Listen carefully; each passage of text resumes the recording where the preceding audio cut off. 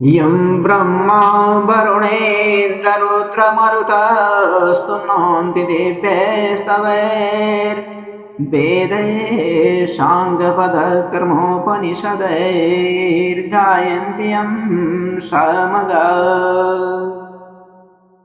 ध्यानावस्थिततद्गतेन मनसा पश्यन्ति यं योगिनो यस्यान्तं न विदुः सुरासुरगणा देवाय तस्मै नमः।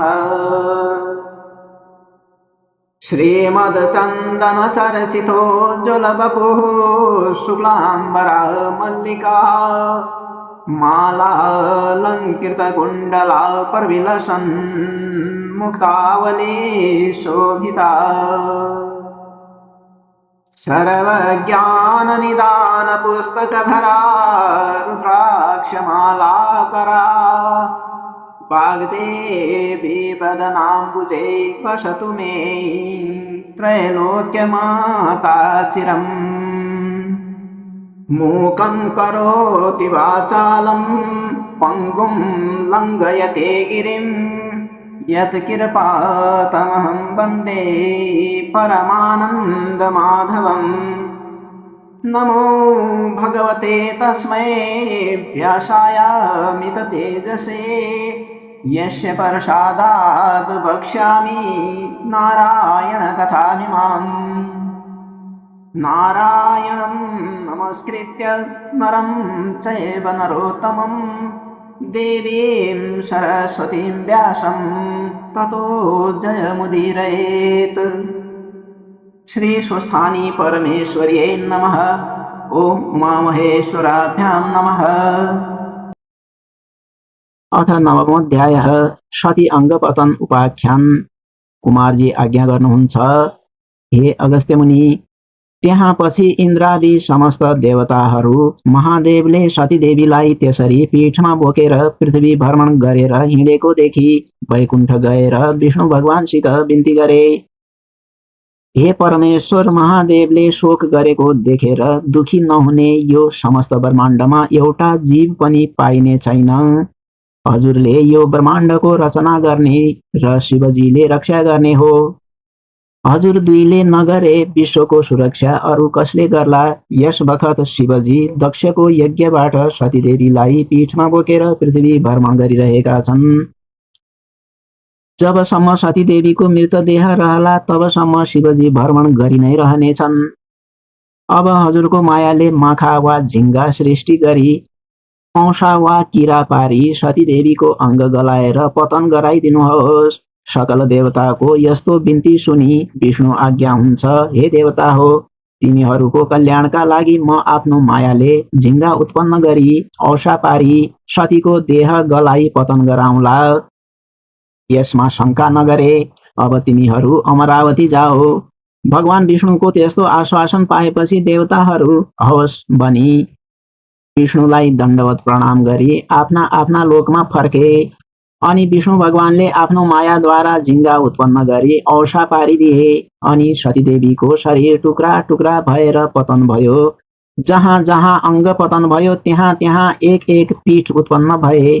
त्यही त्यही ब्रह्माजीले एक एक स्वयम्भू लिङ्ग उत्पन्न गराए। सबभन्दा पहिले नेपालमा गुह्य पतन भयो। नेपाल पीठ गुह्येश्वरी देवी, चन्द्रघण्टा योगिनी सिद्धेश्वर महादेव उत्पन्न भए शिवशक्ति स्वरूपले रहे। त्यस पुण्यभूमिमा इन्द्रादि देवता आई तपस्या गरे। ईश्वरी प्रसन्न भई सत्य, त्रेता, द्वापर र कली यी चारै युगमा देवताकै नामले प्रख्यात भए भनी वरदान दिन। फेरि वाराणसीमा पुग्दा शिर पतन भयो। वाराणसी पीठ विशालाक्षी देवी, सङ्कटा योगिनी, विश्वेश्वर महादेव उत्पन्न भए शिवशक्ति स्वरूपले रहे। त्यस मोक्ष भूमिमा गन्धर्वहरू आई नाचगानद्वारा तपस्या गरे। ईश्वरी प्रसन्न भए वाक्य सिद्धि हुने वरदान दिन। फेरि कामरूपमा पुग्दा छाती पतन भयो।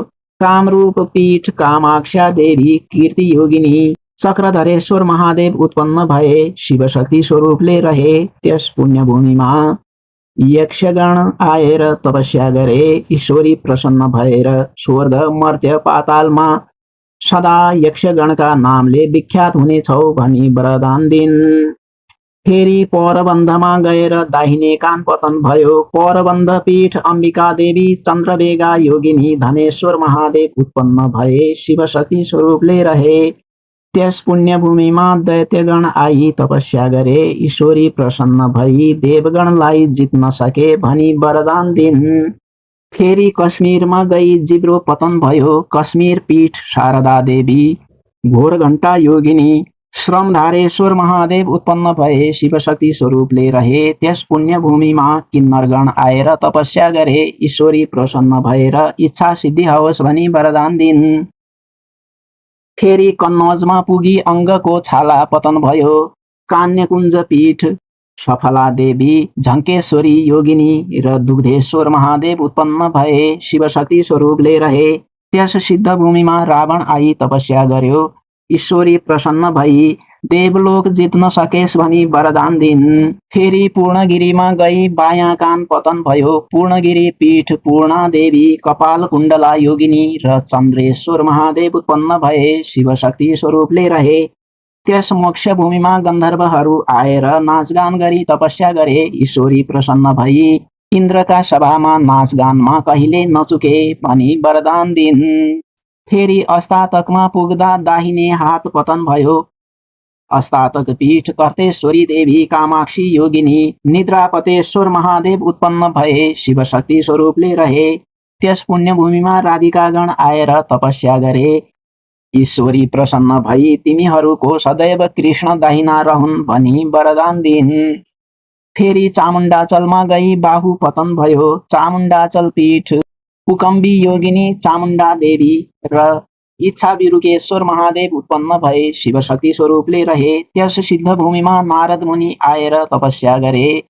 ईश्वरी प्रसन्न भई तिम्रो वाक्य सिद्धि होस् भनी वरदान दिन। फेरि एकाबीरमा पुग्दा बायाँ हात पतन भयो। एकाबीर पीठ सिद्धेश्वरी देवी सिद्धा योगिनी दुग्धेश्वर महादेव उत्पन्न भए शिवशक्ति स्वरूपले रहे। त्यस पुण्यभूमिमा कर्णवीर आदि शमशान आएर तपस्या गरे। ईश्वरी प्रसन्न भई सम्पूर्ण मृतकको दाह गर्न सके भनी वरदान दिन। फेरि कामरोष्टमा पुग्दा घाँटी पतन भयो। कामरोष्ट पीठ कामिनी देवी महाकालेश्वर महादेव उत्पन्न भए शिवशक्ति स्वरूपले रहे। त्यस सिद्ध भूमिमा लक्ष्मी आएर तपस्या गरिन्। ईश्वरी प्रसन्न भई सृष्टि स्थान हुन सके भनी वरदान दिन। फेरि त्रिश्वेतमा पुगेर मलद्वार पतन भयो। त्रिश्वेत पीठ महाकालेश्वरी देवी विकटदन्ता योगिनी त्रिपुरेश्वर महादेव उत्पन्न भए शिवशक्ति स्वरूपले रहे। त्यस मोक्ष भूमिमा यमराज आएर नाना उपचारले पूजा सहित तपस्या गरे। ईश्वरी प्रसन्न भई ब्रह्माजीको सृष्टि संहार गर्न सके भनी वरदान दिन। फेरि कैलाश पर्वतमा पुगेपछि दाहिने पाउ पतन भयो। कैलाश पीठ पार्वती देवी अम्बिका योगिनी विश्वम्भरेश्वर महादेव उत्पन्न भए शिवशक्ति स्वरूपले रहे। त्यस मोक्ष भूमिमा ब्रह्मा आएर अनेक स्तुति सहित तपस्या गरे। ईश्वरी प्रसन्न भएर वरदान माग भनिन् र ब्रह्माले तीनै लोकमा सृष्टिकर्ता हुन पाऊँ भनी वरदान मागे। ईश्वरी प्रसन्न भई तथास्तु भनी वरदान दिन। फेरि भृगु क्षेत्रमा पुगी उपल्लो दाँत पतन भयो। भृगु पीठ शारदा देवी ब्रह्मदाहा योगिनी सत्येश्वर महादेव उत्पन्न भए शिवशक्ति स्वरूपले रहे। त्यस सिद्ध भूमिमा धर्मदत्त राजा आएर योग मार्गले तपस्या गरे। ईश्वरी प्रसन्न भई तिमीलाई कसैले जित्न नसकुन् भनी वरदान दिन। फेरि चन्द्रपुरमा पुगेर दक्षिण नेत्र पतन भयो। चन्द्रपुर पीठ चन्द्रादेवी सिद्धा योगिनी प्रकाशेश्वर महादेव उत्पन्न भए शिवशक्ति स्वरूपले रहे। त्यस पुण्यभूमिमा 10 दिक्पाल आएर तपस्या गरे।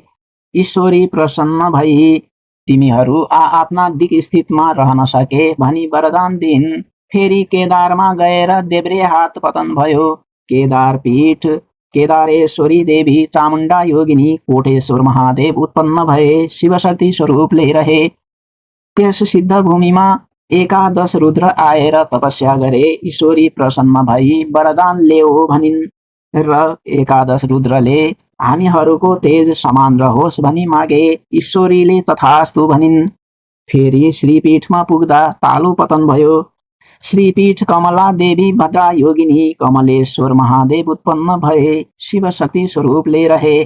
त्यस सिद्ध भूमिमा अष्टवसु आएर षोडशोपचारले पूजा र तपस्या गरे। ईश्वरी प्रसन्न भई वरदान ल्याऊ भनिन्। अष्टवसुले हामीहरूको वाक्य सिद्धि होस् भनी मागे। ईश्वरीले तथास्तु भनिन्। फेरि एकावीरमा गएर नाभि पतन भयो। एकावीर पीठ एकवीरा देवी गोरक्षा योगिनी हाटकेश्वर महादेव उत्पन्न भए, शिवशक्ति स्वरूपले रहे। त्यस पुण्यभूमिमा नागहरू आएर नाना रत्न मणि माणिक्य चढाई पूजा र तपस्या गरे। ईश्वरी प्रसन्न भई वरदान ल्याऊ भनिन्। नागहरूले सप्तपातालको आधिपत्य प्राप्त होस् भनी मागे। ईश्वरीले तथास्तु भनिन्। फेरि जालन्धरमा पुगेर तल्लो ओठ पतन भयो। जालन्धर पीठ जालपा देवी ज्वालामुखी योगिनी पिशाचेश्वर महादेव उत्पन्न भए, शिवशक्ति स्वरूपले रहे। त्यस सिद्ध भूमिमा कामधेनु गाई आएर नित्य दूध अर्पण गरी तपस्या गरिन्। ईश्वरी प्रसन्न भई वरदान ल्याऊ भनिन्। कामधेनुले मेरो दूध दही घिउ मल मूत्र सधैँ पवित्र मानियोस् भनी मागिन्। ईश्वरीले तथास्तु भनिन्।